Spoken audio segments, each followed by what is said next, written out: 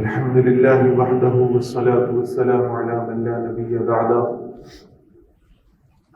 أما بعد فأعوذ بالله من الشيطان الرجيم بسم الله الرحمن الرحيم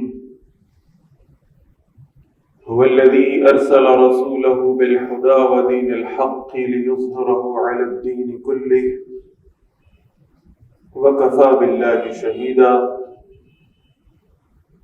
صدق الله العظيم رب اشرح لي صدري ويسر لي امري واحلل عقدة من لساني يفقهوا قولي واجعل لي وزيرا من اهلي آمین یا رب العالمین۔ بہت مختصر سے وقت میں مجھے کچھ بات آپ کے سامنے رکھنی ہے انشاءاللہ۔ آج کا جو موضوع ہے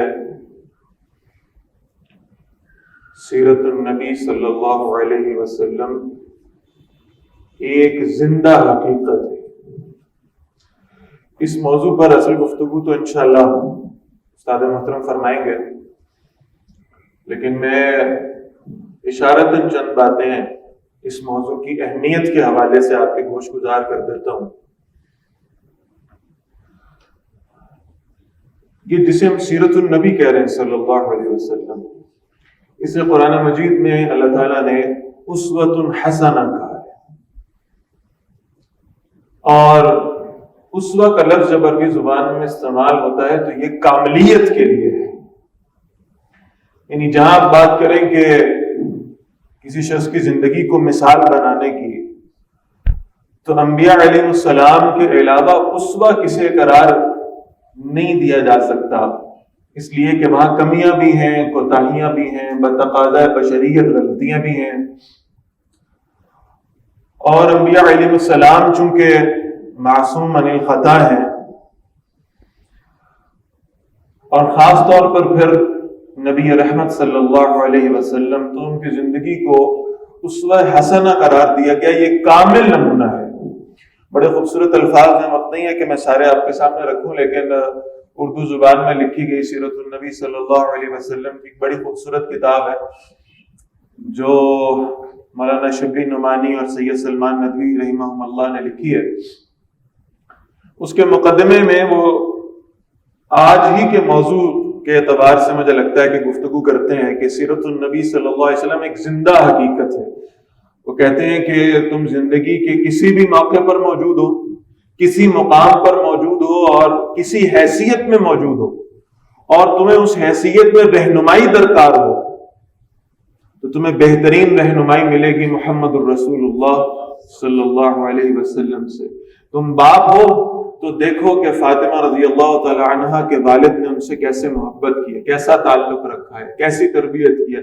تم سپہ سالار ہو تو بدر و احد کے سپہ سالار کو دیکھ لو، اور تم عفو درگزر کا معاملہ دیکھنا چاہتے ہو تو مکہ میں اپنے مخالفین کو جو راہ میں کانٹے بچھایا کرتے تھے ان کو معاف کرنے کی مثالیں دیکھ لو، اور اگر تم جاہ و جلال کا مظاہرہ دیکھنا چاہتے ہو تو ابن اختل کے ساتھ کعبۃ اللہ میں جو سلوک ہوا ہے اس کو دیکھ لو، یہ بھی رسول اللہ نے کیا صلی اللہ علیہ وسلم۔ یعنی ایک کامل نمونہ آپ کو ملے گا۔ بڑا ایک طویل پیراگراف ہے جو انہوں نے مقدمے میں لکھا ہے، ایک کامل نمونہ ملے گا۔ ایک تاجر چاہتا ہے کہ وہ جانے کہ اس نے زندگی کیسے گزارنی ہے، اس نے تجارت کیسے کرنی ہے، اس کے اصول تجارت کیا ہیں۔ اب تو اس پر باقاعدہ پی ایچ ڈی کے تھیسز ہو چکے ہیں کہ تجارت کے اصول کیا ہوں گے، رسول اللہ صلی اللہ علیہ وسلم سے مسنون تجارت کے اصول کیا ہے، آپ نے کیا فرمایا۔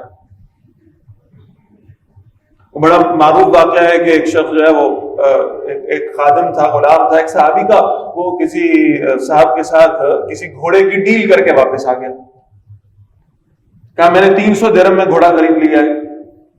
ان صحابی نے گھوڑے کی طرف دیکھا اور اس شخص سے کہا کہ اگر میں تمہیں اس کے 900 درہم دے دوں تو یہ کیسا رہے گا؟ 300 درہم کا گھوڑا 900 درہم میں خرید لیا۔ وہ خادم کہنے لگا کہ حضرت میں نے 300 درہم میں سودا کر لیا تھا۔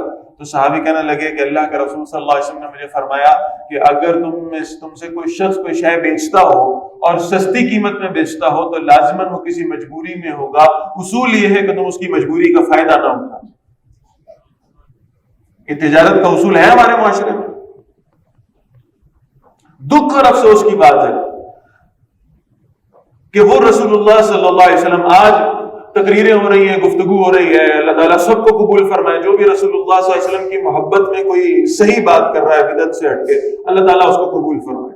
لیکن میں آج بار بار یہ گفتگو سن رہا ہوں اور بہت سارے لوگوں کی زبان سے سن رہا ہوں، رسول اللہ صلی اللہ علیہ وسلم کی جس روز ولادت ہوئی ہے، کیسر و کسریٰ کے محلات کے کنگرے گر گئے. یعنی وہ جو باطل نظام تھا اس کے اندر کپ کپی طاری ہو گئی ہے، لرزہ طاری ہو گیا ہے. کیا آج رسول اللہ صلی اللہ علیہ وسلم کی تشریف آوری کے دن بھی باطل نظام پر وہی لرزہ طاری ہوتا ہے؟ اما عائشہ رضی اللہ تعالی عنہا تو کوئی اور بات بتا رہی ہیں.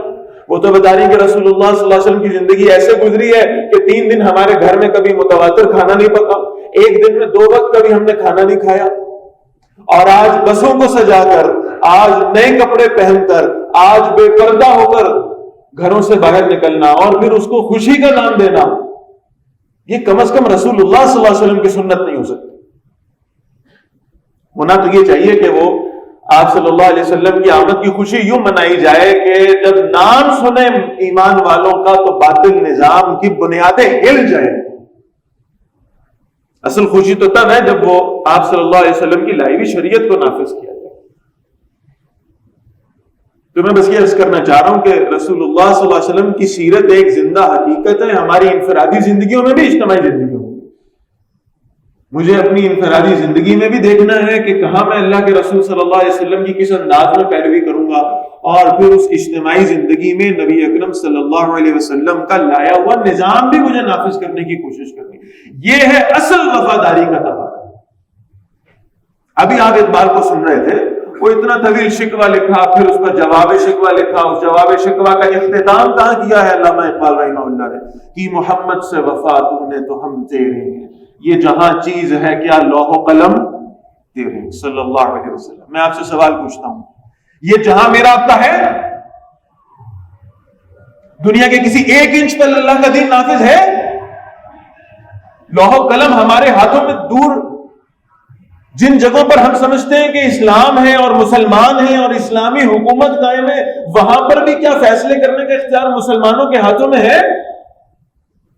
اگر اس کا مطلب ہے کہ نہیں ہے، اور بڑی واضح بات ہے کہ نہیں ہے، تو معلوم ہوتا ہے پھر یا تو اقبال غلط کہہ رہے ہوں گے، اور اگر وہ صحیح کہہ رہے ہیں اور بلا شبہ صحیح کہہ رہے ہیں کہ کی محمد سے وفا تو نے تو ہم تیرے ہیں، تو اس کا مطلب ہے کہ ہم نے محمد سے وفا نہیں کی صلی اللہ علیہ وسلم. ہم نے وفا کے تقاضوں کو سمجھا نہیں، ہم نے ویسی وفا نبھائی نہیں رسول اللہ صلی اللہ علیہ وسلم سے جیسی نبھانے کی ہمیں ضرورت تھی. ہم خالی کھلی نعروں پر تو چلتے رہے ہیں، ہم عشق رسول کا دم تو بھرتے رہے ہیں. اللہ ان نیتوں میں، ان جذبوں میں، ان محبتوں میں اللہ برکتیں عطا فرمائے، لیکن عمل میں وہ محبت شاید نظر نہیں آ سکی. اللہ تعالیٰ ہمیں اس کی اصلاح کی بھی توفیق دے، اور اللہ تعالیٰ ہمیں ایسا بنا دے. ہمارے بزرگ استاد دعا فرمایا کرتے تھے، میں اسی پہ انشاءاللہ اپنی بات ختم کرتا ہوں. وہ کہتے تھے کہ اللہ تعالیٰ ہمیں ایسا بنا دے کہ ہم چلتے پھرتے نظر آئے تو دور سے دیکھنے والا کہے یہ رسول اللہ صلی اللہ علیہ وسلم کا امتی چل رہا ہے. ہمارے کھانے پینے سے لے کر، ہمارے اٹھنے بیٹھنے سے لے کر، ہمارے اخلاق کردار سے لے کر، ہماری گفتگو سے لے کر، ہمارے انداز سے لے کر، ہمارے چہروں سے لے کر، ہمارے نظام تک ہر شے محمدی رنگ میں ڈھل جائے صلی اللہ علیہ وسلم. اللہ ہمیں اس کی توفیق عطا فرمائے. اس میں یہیں پر اپنی بات ختم کرتا ہوں. اقول قولی ھذا واستغفر اللہ لی ولکم ولسائر المسلمین والمسلمات.